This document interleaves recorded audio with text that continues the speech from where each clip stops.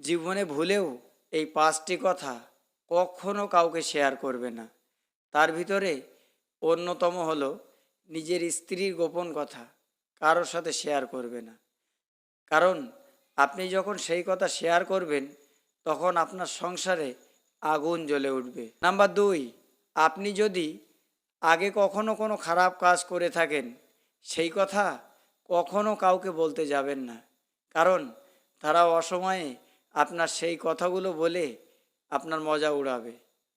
Number 3, আপনি কি কাজ করেন, আপনার স্যালারি কত, আপনার মাইনে কত, কোন অফিসে চাকরি করেন, এসবগুলো বলার দরকার নেই। নাম্বার 4, আপনার পরিকল্পনা কি, আপনি 5 বছর পরে কি করবেন, আপনি 10 বছর পরে কি কাজ করবেন, আপনি কোথায় থাকবেন, এই পরিকল্পনার কথা কখনো কাউকে বলবেন না। নাম্বার 5, আপনি যে জ্ঞানী এটা কাউকে বলবেন না। এই 5টি কথা ভুলেও কখনো কারোর সাথে শেয়ার করবে না।